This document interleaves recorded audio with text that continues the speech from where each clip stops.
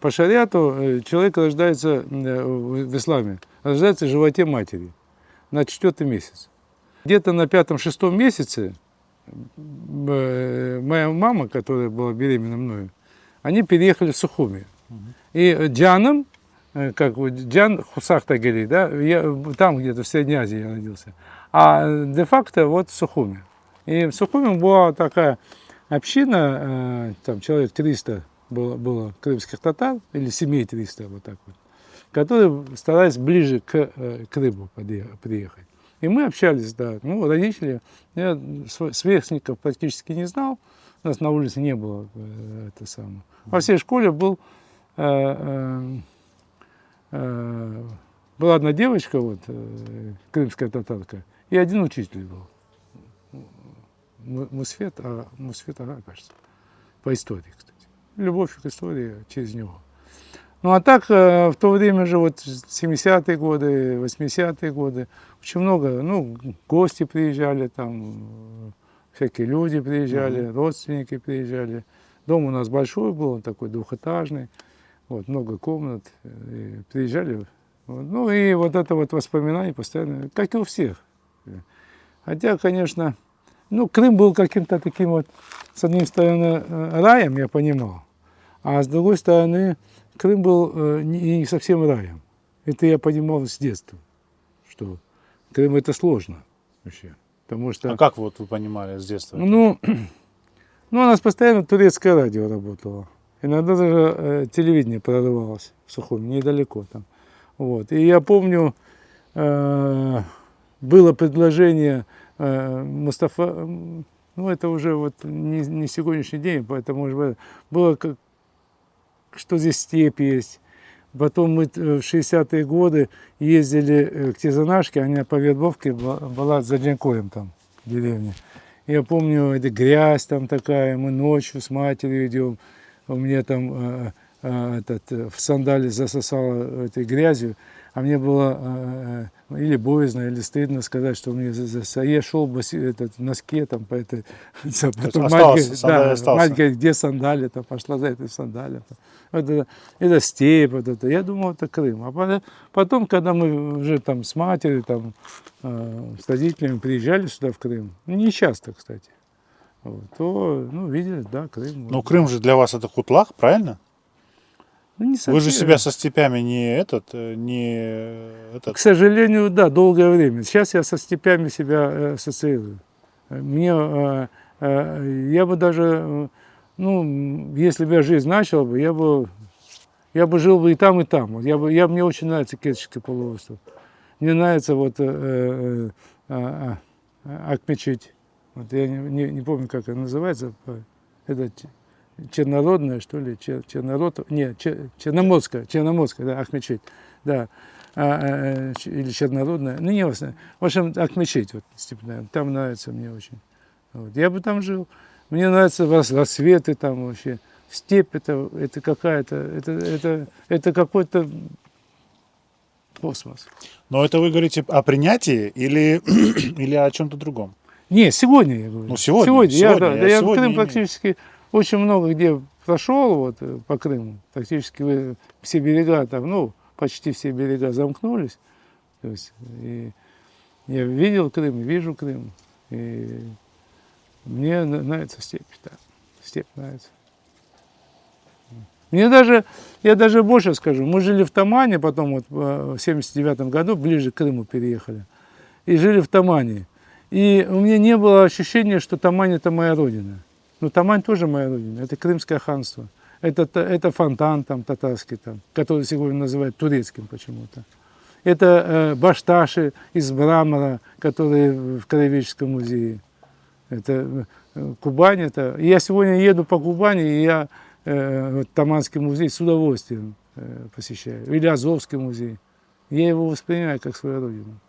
Но другое дело, что вот я даже вот Астрахань, Якутию, Киргизию ощущаю как свою родину. Другое дело, что вот Крым это Дунян Гобега, как говорят. Вот, и Кутлак тоже. Ну просто другой жизни нету. Если бы я жил 1000 лет, я бы жил бы, наверное, там, я бы поехал в Якутию жить тоже. Мне нравится Лена. А вы Но я про- там никогда не был. Вы про якутов много говорите, но мне кажется, что эта культура так сильно отличается от нашей. Да, ну вот найти там что-то новое, свое там найти. Понимаете, вот это как, ну вот найти что-то вот свое. Вот. На Алтае там, Пазырык. Ну, Алтай это да. наша Да, общая Пазырык там, вот родина. это все. Все-таки. Что-то увидеть среди киргизов там, это все. Это же не говорит о том, что вот это вот пантюркизм там, слушай, ну просто интерес к киргизам, у них такая культура, там, или узбекам там, это. Вы посмотрите, какие у них там Самарканд, Бухара, да вообще это самое. Просто понимаете, когда мы говорим про какое-то объединение, всегда остает вопрос, а кто главный?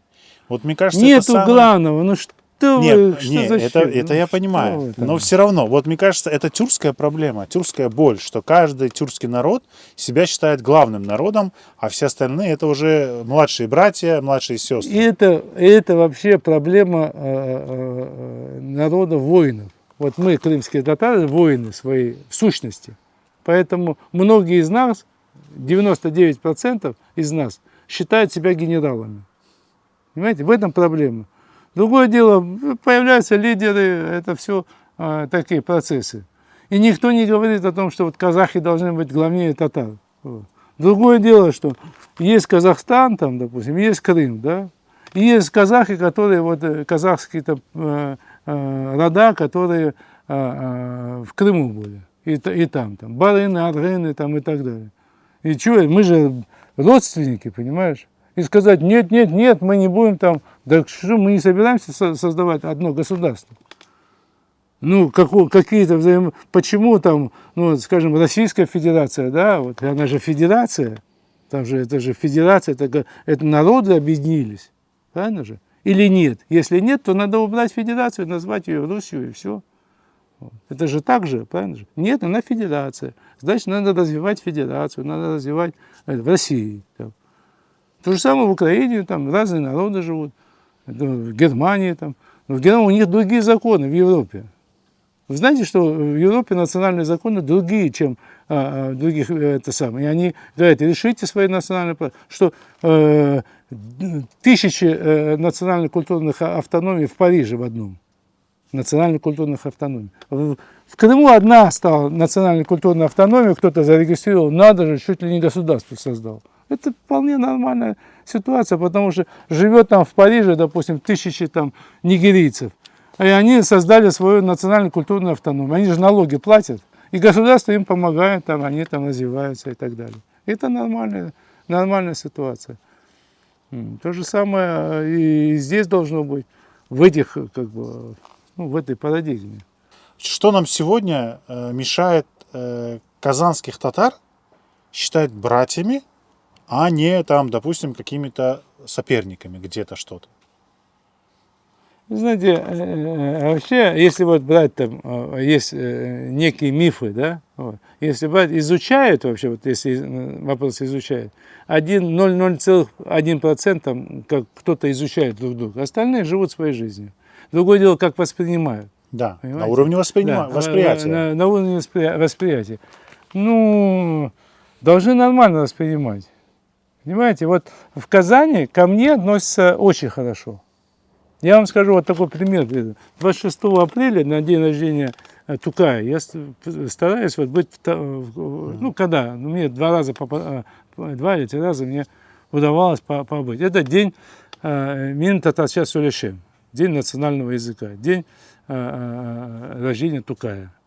И вот я как-то в один год приехал, и там, ну, были дела, и я немножко опоздал там на Баумана, где все эти мероприятия происходят, и шел, и там женщины в возрасте уже там 60, наверное, летние, там вот, и, может быть, старше даже, они в национальных одеждах садились в автобус. В автобус садились вот. И я увидел их, я подошел, говорю, можно с вами сфотографироваться? И они, не обращая внимания на меня, вот уже в автобус. И я такой, мен Крымдан гельдим, сказал я. И они все вышли, выстроились вот так посередине, у меня есть фотография на Фейсбуке, выстроились вот так вот, и я посередине, понимаешь? Это похлопали меня там, Насан там Харам. Я говорю, селям Сиден Харамдан. Это нормальное человеческое отношение. То есть, такое может быть и в России, там, и русские могут, и украинцы, там, и другие народы к нам относиться.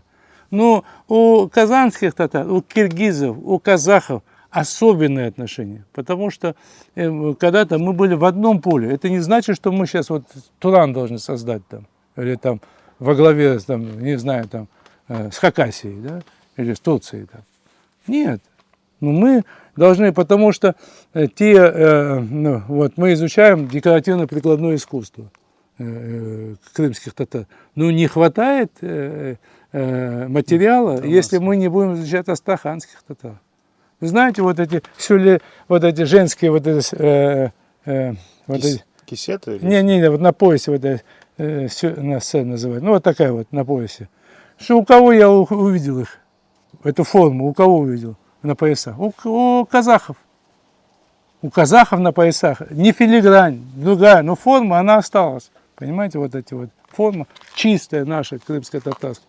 И мы вот, чтобы изучать, откуда это прошло, как это все двигалось, или звериный стиль, там вот, у нас его практически уже почти не осталось, звериного стиля. Нечем. Можно у казанских татар пазырыки изучать, как это все двигалось. Вполне нормально. Но давайте будем делать, мы же русских изучаем в школе, изучаем, довольно хорошо изучаем, находим какие-то общие исторические там, или культурные взаимосвязи, да? Но можем и изучать и других, там, гагаузов. Гагаузы разговаривают на крымско-татарском языке, поют почти такие же песни, как крымские татары. Вот. Почему мы их не можем изучать, и если мы будем изучать, или там какая-то делегация гагауза приедет к нам в гости, то мы там, что мы там создадим, что совместное государство гагаузско-крымско-татарское, что ли? Да нет, конечно. Просто мы это все, это же мировое достояние. Язык, культура, это все надо изучать и так далее, развивать. Ну, получается, что чтобы, в первую очередь, если говорить таким языком, получается, это в первую очередь нам надо, чтобы себя понять, нужно изучать наши братские народы. Мы же про себя сейчас говорим или про Мы общее? говорим про себя. Наверное, конечно, нам нужно. Но нужно и всем остальным, всему миру. Мир должен тоже перестроиться. Это гегемония, допустим, евроцентризма, она вот так вот, допустим. Вот что Европа, она там пошла и открыла чего-то там. Европа сделала то-то. А мы как бы вот на периферии. Понимаете, вот европейская история, культура, цивилизация, она тоже волнообразная, там это самое. Мы ничем не хуже и не лучше. И они то же самое. И это все должно быть вот по топонимам. Объявить топонимы мировым достоянием. Объявить топонимы мировым достоянием. Все. Почему? Берут там, меняют эти названия там. Или объединить все музеи, вот сейчас объединяют все музеи, там, эти фонды там выставляют. Да? Вот все ищут свои коды и так далее. Никто не лучше, не хуже. Никто не лучше, не хуже. Ну и татары то же самое. Мы тоже не хуже, не лучше. Крым, он может быть или авианосцем, или туристической зоной. Наша задача сделать из него туристическую зону. А что такое туристическая зона? Туристическая зона должны кому-то приезжать. Не может там украинец приезжать в Украину или россиянин в Россиянин. Я имею в виду культуру. Я не говорю сейчас вот эти все дела территориальные. А вот культура. Любой человек со всего мира в Крым должен приезжать в крымско-татарскую культуру. Понимаете? Она должна быть здесь. Чтобы приехать, и это так же, как приехать в Узбекистан, чтобы познакомиться с русской культурой. Да, там в Узбекистане русские живут. Ну, какой идиот будет ехать в Самарканд, чтобы покушать русского борща, да? Он же поедет в Вологду, в Москву, во Владимир. Расскажите вот про этот навес и про то, что под навесом находится. Здесь какого-то такого специального ничего нету. Какая роль была этого навеса? Вообще, Для чего он был? навеса не было здесь. Здесь была одна стена вот эта. Вот, когда дом купили, вот. Рамит Леонам, здесь жил молла, Бюйк Исмаил Оджа. 30-е годы его Ну, я уже говорил это. Да, в прошлый раз. Вот. Здесь якобы была школа. Мектеп. Здесь? Да, мектеп. Ну, домашняя школа. Ну, может, нет, может, вот примерно так. Здесь было очень много... Записывается, да? Да, я пишу. Да, здесь было, когда дом купили, очень много было... Выходило, здесь всяких сарайчиков было, свинарников, курятников и так далее. Туалеты, здесь туалет стоял. Они в основном были из башташи. И вот здесь было много камней башташи. Вот. В основном они были перевезены на, вот, на новую мезолах, там, и там вот они... Часть из них я оставил здесь.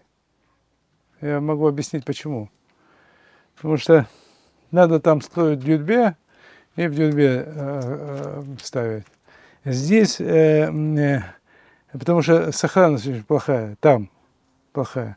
Здесь на многих из них сохранилась краска. То есть редко можно увидеть на башташах краски. Они все же были, многие из них были крашеные, о чем мы не знаем. Вот. Это голубая краска, зеленая, желтая краска, вот золото. Видите, вот здесь девочка похоронена была. Здесь зеленая дуа, вот такая манистая желтая. Вот. Это с этого двора. Вот видите, золотые манисты. Я сам первый раз такой вижу, что вот Золотые, цветную краску. да, Я да. не видел. Это вот оттуда сохранено. Но один из самых таких, если вот можете вот это взять, но это с этой стороны. Один из самых старых башташей, вот этот. Угу. Он был найден под Печемом, возможно даже, что это с Тюрбе. Почему? Потому что здесь ятаган, видите, вот ятаган. И использована природная вот такая щель природная. Вот она, как для Эфеса. Как трещина Да, получается. вот для Эфеса, видите? Да. Ятаган чисто турецко-татарский такой ятаган. И это говорит о том, что там был похоронен воин. А воин мог быть только при Крымском ханстве. Это 18 век, это ниже 18 века. Вот это, вероятно, самый старый камень. Вот про этот камень, здесь девочка похоронена, здесь вот девочка похоронена, здесь стихи Фаизов, Сагид Фаизов, очень хорошую статью когда-то написал, могу скинуть. А какая дата? Здесь 1326, кажется. Это По современному это как? 11, кажется, 12. 1911. Да. Ну, не 1320. Ну, где-то так, начало. 11-12. Ну, это башташ. А яхташ был вообще? Делали? Знаешь, вот традиция вообще, это тоже специалист, я не специалист по это самое. Просто у нас же как бы в разные эпохи, в разное время по-разному делали тоже. Да, надписи меньше делали, потом влияние было разное, турецкое влияние. Там, скажем, в степной части более скромнее. Хотя башташи иногда делали очень большие. Ну, это потому что мягкий камень был, известняк, и поэтому требовалось больших форм. Вот. Здесь больше турецкое влияние уже 19 века. А ранних вообще не сохранилось. Но ранее тоже делали вот мезары, и там 2 камня ставили, и все. Там. Вот. В степи тамгу поставили, и все. Ну, как бы вот примерно так. Примерно. Вот этот камень с джами, Кутлавского джами, вот этот камень. Не прочитано, сложно прочитать. Гаспринский, наш просветитель, да, он же тоже, у него была идея панк-тюркизма, объединения тюркского народа. Через вот, печать он хотел эти идеи донести. По мне, вот, просто у нас очень много говорят о Гаспринском, но очень мало читают его. Вот, или вообще не читают. Или читают одно то, что написано на русском языке, «Восточный вопрос» или «Русское мусульманство». Вот. У него задачи пантюркизма не было, по мне. У него была задача образовать народ. Вот. Образовать народ. Дело в том, что ситуативно, я вам просто открою некоторые вот такие, ну, как вот свои размышления. Ситуативно у универсального описания Крыма у этого Кандараки есть некое письмо, обращение к царю Александру Третьему, кажется. Вот. Скорее всего, это письмо Гаспринского. Вот, там без подписи, где он обращается вот, и излагает о том, что тюркский мир нужно образовывать в цивилизацию, потому что мы остановились. Тюркский мир, мусульманский мир остановился в своем развитии. И он искал пути, как это сделать. Вот. И он обратился к Александру Третьему, письмо не сохранилось, это такая реконструкция, да, Александру Третьему с таким вот письмом, где он говорит, мы за царя, мы за Россию, мы верноподданы, мы готовы воевать, отстаивать интересы России, границы, и это делаем. Мы молимся за царя. Единственная проблема. Не все ваши указы могут понять мусульмане. Не все ваши указы. А если бы их понимали, ваши указы, они еще больше бы любили вас.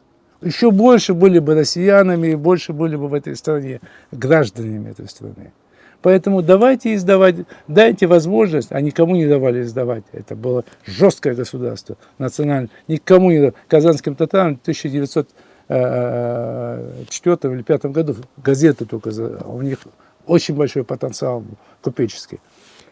Дайте возможность издать газету на 2 языках, где были бы ваши указы на русском и на татарском. И тогда мусульмане бы поняли бы ваши указы. Понимаешь? Поэтому называется терджиман. Терджиман – это вообще не переводчик, это толкователь. Вот это терджиман не совсем перевод, вот слово такое. Это как донести, да? Типа Донести, перевести, донести это самое. А там уже другие. И под это ты же не, вот представьте, вот ты сидишь и ты не знаешь, как выразить себя, тебе не дают, тебя там в школах ты, мектебы там, они как бы затхлые, там, все это самое, сделать какую-то революцию невозможно. И ему разрешили сделать это одну газету, но он бы издавал на крымско-татарском языке эту газету, и было бы 5 подписчиков на весь Крым. А ему надо жить же, надо развивать эту газету. И тогда придумывается некий такой язык, такой, который объединяет. Вот. И арабская графика очень ложится на этот язык, допустим. Мы там, ну, к примеру, там, мы читаем, там, ну, если пишется, вот там, она пишется, да, а казанский татарин это же слово, этой же графикой читает «эни», читает. Понимаешь, вот это вот, поэтому вот этот язык, такой некий универсализм есть. И он это издавал, это все, для того, чтобы увеличить, во-первых, подписчиков, увеличить свои мысли, увеличить свое это сам. И это расширить. Он сделал в конце своей жизни больше 5000 школ звуковые. Вот, звуковая, он же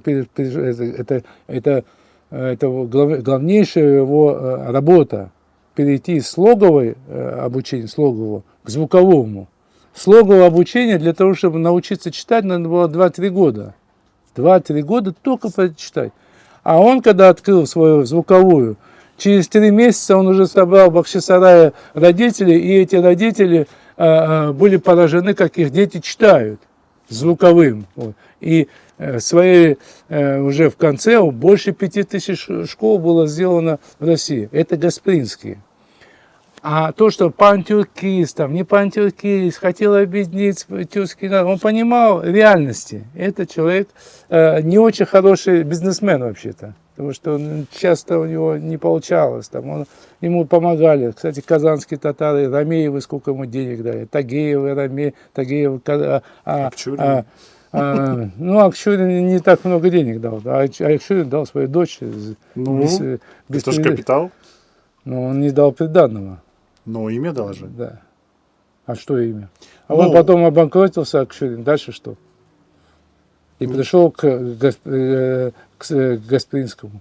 А так он его выгнал. Он не дал ему денег, он не понимал этого. Не, это да. Он не понимал этого. Он, ну, не обобщен, не вообще, но просто вот как это самое, это было новое дело. Это было и для тюрков было новое дело. Ну, к примеру, он встречался с эмиром Бухарским, объяснял ему, почему запрещен Терджиман, запрещен в Бухарском Эмирате. Почему там не это самое? А он запрещен там был? Ну, какой-то период, кажется. Я не очень в теме. Я же не специалист по Гаспринскому. Чего, почему смеетесь? Мне просто фраза нравится, надо запомнить. Ну, да. Смотрите, ну хорошо, тогда получается, то есть изначально была идея очень простая, да? Поднять... Не, идеи я не знаю. Ну, я как вы предполагаю. считаете? Я же ваши да, мнение да, я спрашиваю. предполагаю, что То была есть идея. первоначально была идея вытащить условный тюркский народ, ну, тюркский мир, да. из такого неграмотного состояния, да, то есть повысить грамоту. Конечно, сделать, европеизировать. Да, страну. а вот тогда почему его решение печататься именно в Бахчисарае, не в Казани, не там где-то в другом месте, именно в Бахчисарае, с чем оно связано? Вот как вы считаете? Ну, извиняюсь, как это самое. Сатма Балам Топрах, ну, это его стихотворение. Понимаете? Вот сейчас недавно фильм вышел, это на Джие, там это самое. Там вот этот там какой-то риэлтор продавал земли и говорит, Сатма там что-то такое. Но это Гаспринский совершенно по-другому у него вкладывал мысль вообще. Ну, фильм, правда, на этом строится, но мысль у Гаспринского была совершенно другая. То есть не продавай земли, не уезжай. Вот. А землю продавать-то можно, почему риэлторство, почему не заниматься там крымскому татарину? Это нормальное дело.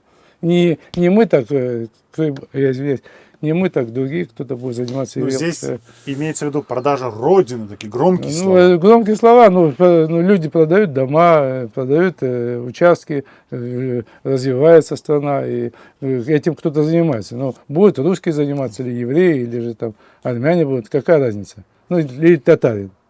Ну, не будет татарин заниматься, ну и молодец, и придет другой человек.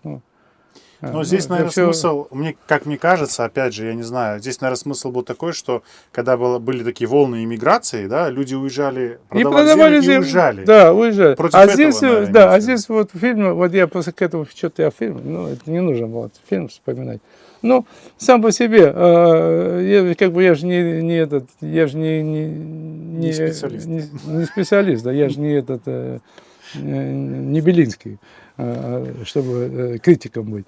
Вот. Я просто говорю, вот то, что вкладывал Гаспринский, когда писал свое стихотворение «Сатма Балам Топрагну», и то, что в фильме, они немножко разные. То есть там риэлтор, как бы, а здесь не уезжай, как бы. Вот. И что-то я мысль ушла. Мысль, знаете, в чем? Вот вы про это почему сказали? Я имею в виду Бахчисарай. То есть центр печати, это же ежедневная была газета, очень мощное издание, и оно было, ну, условно, в маленьком местечковом Бахчисарае.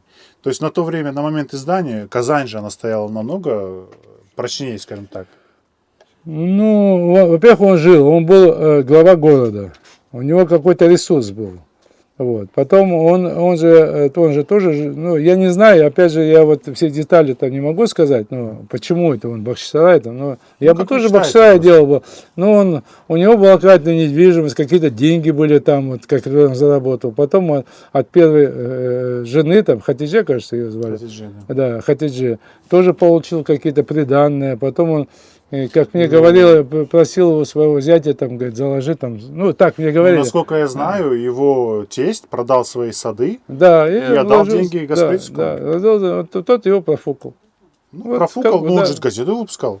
Ну, это же ему не хватило, это же он потом ездил в Казань, просил деньги там и так далее. Это все, они такие, у нас еще у крымских татар, так как своей официальной истории нету, официальная история вообще-то такая вещь, она умозрительная, потому что она меняется, видите, скажем, в России это меняется каждые 2-3 года. Наверное, это нормально, потому что ситуация политическая меняется, там присоединили, там потеряли, там что-то. И вот это самое, коммунистическая партия, что-то не слышно, коммунистическая партия. Ну, не будем же мы коммунистическую. Поэтому все это А у нас этого нету, вот, крымско-татарской истории. Ну, кроме Возгрена, да. Ну, 4 тома тоже прочитать, это сложно. Вот. Нету. И поэтому у нас, я не помню, кто говорил, как, кстати, в веке 16 говорил, у татарина история на кончике его языка. Вот такая фраза. В 16 веке Прокопий какой-то там, я не помню. Ну, это То есть мне как очень... устно имеется в виду передача? Да, истории? очень устная передача. Но это была устная история, когда вот у многих народов была устная история. Когда у арабов, допустим, они там собирались раз там, 1 год или 2 года, и там давай друг другу историю, там, неделями они там. У акынов там, это, Ну, это у же нас тоже это недостоверно. устная история, и поэтому она обрастает там вот этими всякими легендами, там, как Али Майдамах, допустим. И уже не найдешь, где он там настоящий Али Майдамах, а настоящему Али Майдамаха в 2020 году 200 лет исполнилось. День рождения был. Мы, кстати, в Москве справили этот день А рождения. как он закончил свою жизнь на Лимадамах и где? Вот тоже фильм был, так, кстати, вот этот фильм. Какой? Этот Хыдыр Деде. Вообще Хыдыр Деде это такой персонаж, я просто по Али Майдамаху. Персонаж, его, когда, если ты увидишь даже, это доисламский, вероятно, да? О нем много написано на турецком языке, надо читать. На русском меньше. Какие-то статьи там, это. Если даже увидишь его, вот такое счастье, и тебе в жизни будет все вот так, все здорово будет. Вот. И когда в конце фильма Хыдыр Деде идет вместе с Али Майдамахом вместе, и потом Али Майдамах, а это трагичная фигура, это трагедия. Для этого человека это трагедия. Его шампалами бьют в Симферополе и в ссылку, и он там погибает. Это смерть Али Майдамах. Это мы так, он такой герой, там, но он на плаху пошел. Это как Муса Мамуд, понимаете? Это он на плаху пошел, он в силу своих возможностей, в силу своего понимания, вот, конечно, разбойничать не стоит, но в силу своего понимания, в силу своих обстоятельств он был такой. И мы дали там еще некого такого.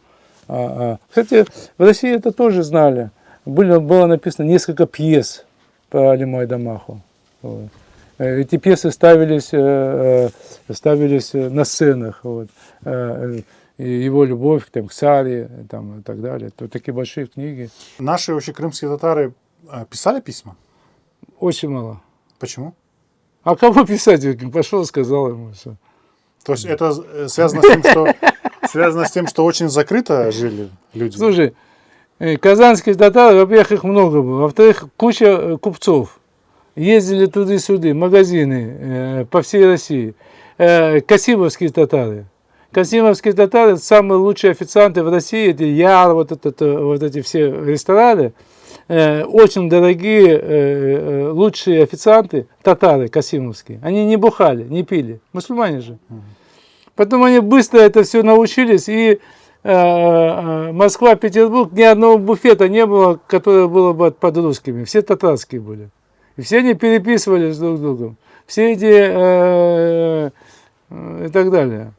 Питер был наводнен касимовскими татарами. Касимовский это род Касымовых, получается? Ну вот, Рязанского, Касимовское ханство. Просто у нас здесь тоже Касымовы есть в Крыму. Ну, Касымовы были в этом, в Алубке в магазин держал Касимов. У меня есть эти его бланки. А вот в Турцию писать никому не было? Да, ты знаешь, вот, может быть, она и была, но крымских писем очень мало на татарском языке. Очень мало. Одна есть из плена там. И то тоже там Мустафа, там что-то такое на полурусском языке таком. Вот, по-русски писать не умел. И... Передай там что-то. Есть одна казанские татары, там это самое, я уже не помню. Ну там тоже типа посвящение из Казани, но пишет деревня под Ялтой. Там, видно, этот пацан учился в Казани. Но все они в таких полутурецких шапочках таких. Ну, фото открыто. Ну,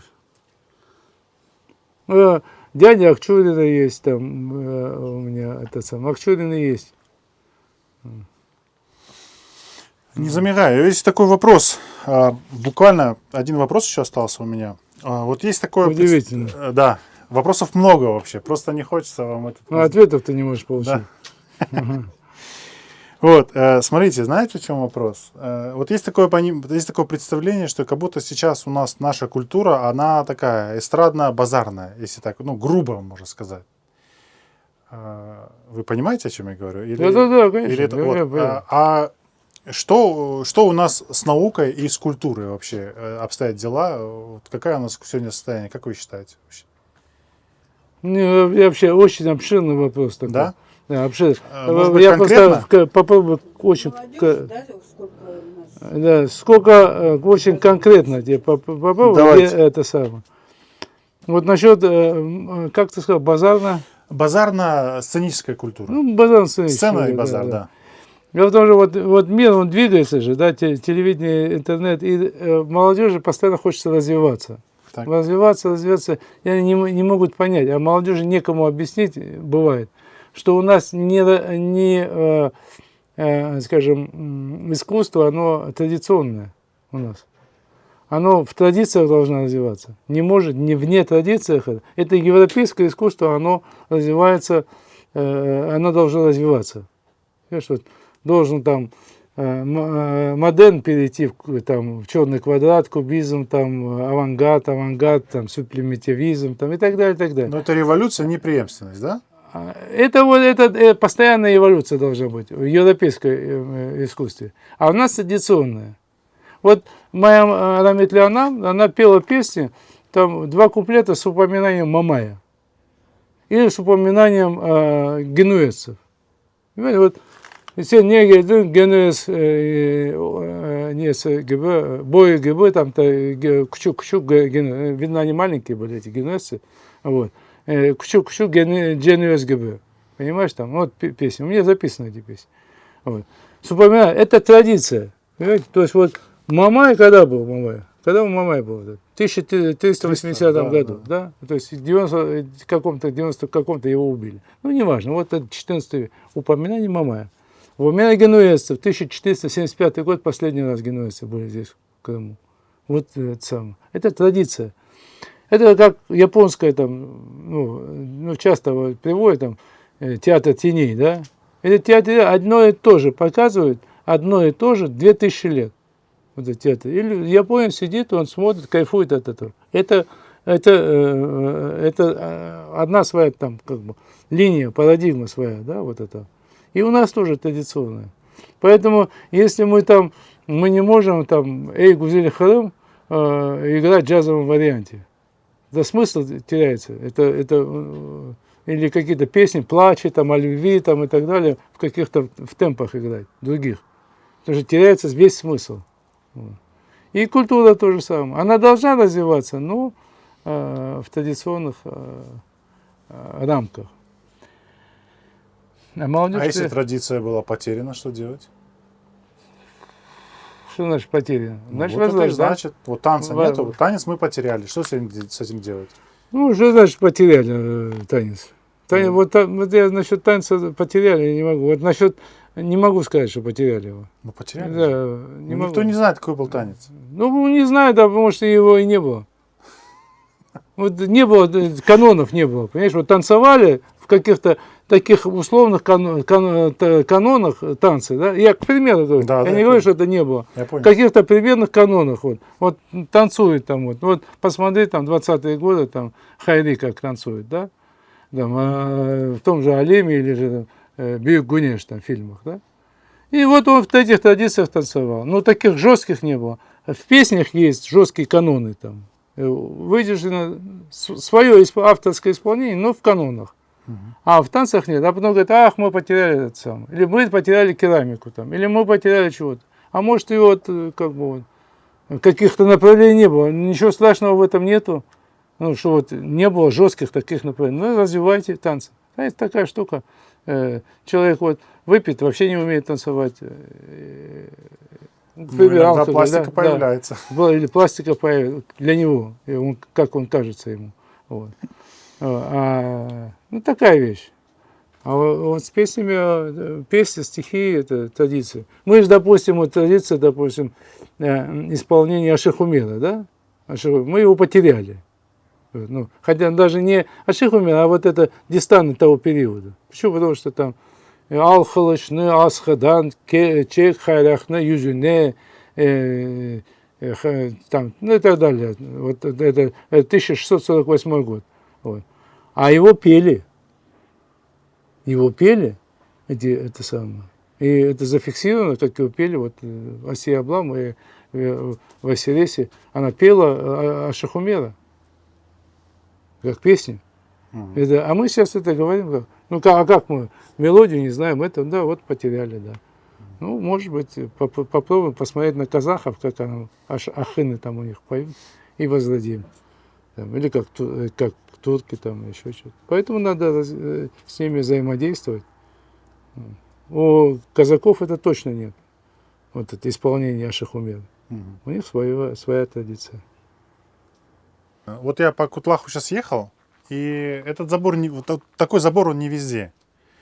Вы Я же... вообще не знаю такого забора, ни одного. Кутлаки. Ну, это не вы его делали? Это я делал. А вы его делали как? Ну, Как? смотрите, Молча. он характерный для этого и местности, или это ваше прочтение этого, видение ваше? Ну, если вы повернетесь, вот там вот стена, видите? Вон? Кирпичное? Вот там, нет, вот возле стены, опорная стена, видите? Да. Ей больше 100 лет. Ага. То есть там, где дом, да, он тот? Да, где дом, вот этот самый. А он Больше это чей 100 лет. дом? То есть типично, нетипично. Здесь вот, если вы насчет Кутлака говорили, есть такое понятие судакский камень. Вот. Так вот, судакский камень добывали здесь в Кутлаке, это кутлахский камень. Вот. Это делали жернова такие. Лучшие каменщики вообще в Крыму, и не только в Крыму, жили здесь, в Кутлаке. Делали громадные жернова такие. Вот. Здесь хороший камень для жерновов. Вот. Поэтому камнем здесь работали.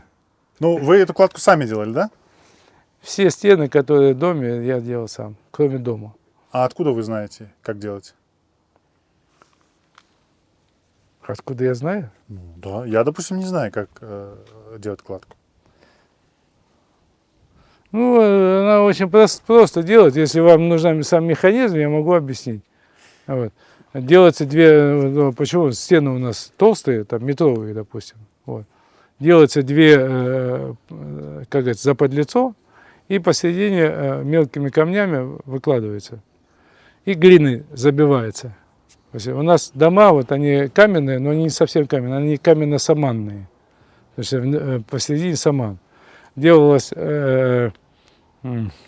стена выкладывалась на какой-то период, забивалась это саманом, вот, этот камни, да, и она застывала, как саман. А потом на следующий день следующий слой, вот так вот, слоями делали. Вот. И между ними делали угловые замковые. И вот здесь вот можно угловые замковые. И между двумя этими стенами еще замковые. Понимаете? Но так как я глину не ставил, оставил внутри раствор. Вот он, раствор вот здесь вот. Он обычно не виден, этот раствор здесь. Делается это желательно на желтом таком отсеве. Желтый отсев, он под камень. Не бетонный такой был, а вот что под камень. И посередине заливаешь бетон, его не видно, вот кажется, что он на сухую поставлен. А так он... То есть, получается, внешне это как будто облицовка, да, идет камня? Ну, в нынешних условиях это называется облицовка, хотя это метровые стены внизу. Наверху это вот может быть под углом, конус, да? если это опорная стена там, то тоже, соответственно, поменьше кверху. Ну, раньше у нас по-другому дома строились. Здесь примерное можно найти всегда, в любой культуре. Ну, а наши это обязательно. Примерно. Ну, скажем, Карасу-Базаре, там есть небольшие такие дворики, там обычно вот в этих дуал такие идет стена, и там раз это самое калитка, да, там, и над калиткой вот такая вот, маленькие там такие. Это традиционно там на Карасу-Базаре. Даже там государственные дома строят, вот двухэтажные, во двор заходишь, смотришь, они это повторяют это, то есть то, что татары делали 100 лет назад, там, 200 лет назад. Вот эти именно калитки, и вот над ними козыречек небольшой. Ну, здесь здесь есть некоторые моменты, вот, когда делаешь дом, продумываешь, допустим, да, вот дом до дома 50 метров, 49 метров от ворот до это самое. И дом, он стоит как бы, он стоял там метр от земли. Вот где дом, метр земли. И вот этот метр земли мы убрали. Откопали, получается. Вот сделали здесь, ну это если тебе интересно. я не знаю, Мне ты- интересно, я да. же... Я сделал вот здесь вот сделала сетка, и заподлицо было. Заподлицо. Я сделал вот этот забор и снес весь почти метровый, там где-то метр, где-то меньше, всю землю сюда вниз. Сделал еще один, это самое, вот эта земля вся насыпная, 102. Что это дало? Это дало, когда заходишь в ворота, дом поднимается. Вот это метр земли нет, и зрительно он стоит вот выше. На возвышенности. Да, и ты как бы ты должен вот увидеть домик такой, а ты его раз поднял, зрительно. Там справа чешме сделал, вот. Все хотел там сделать это самое, козыречек над оджахом. Ну, тоже оджах сделал, вот, козыречек. Ну, смотрел, тут сидели с ребятами тоже. Нельзя козыречек. Козыречек сделаешь, дом закрывается. Ну, то есть какие-то такие штучки. Все надо продумать. И главный принцип: никакого бетона, никакого металла, никакого цемента не должно быть в татарском доме. Шифера никакого не должно быть. Вот. Все. Потому что вот татарские дома. Вот этот татарский дом, он был под черепицей. Поставили шифер, он стал сараем. А вот это вот пристройка А из это пристройка, это ракушника. вообще сарай пристроили. Ну вот я же, вот он Да. сараем и сделал. Да, сараем сделан. Потому что сарай требует сарая. Вот. К сараю Опять же- можно пристроить только сарай. Опять же, вот слово сарай, да? То есть Да. в нашем значении это же дворец, Да. а в другом значении это что? Это большая работа некоторых людей. Это как рынок и базар. Базар — это какой-то базар. Ты за базар ответишь. А рынок вроде бы более цивилизованный. Вот это такая игра, некая игра такая. Вот. Ну, кто-то играется, кто-то... Да, для нас вообще кумес. Вот. Ну, не кумес, не дедом. Вообще, короче, что-то сделали. Вот это большой дом, один человек жил здесь. Один человек жил. Да, ну, поворачиваться не знаю, надо, не Не надо. надо. Ну, наверное, надо сегодня взглянуть.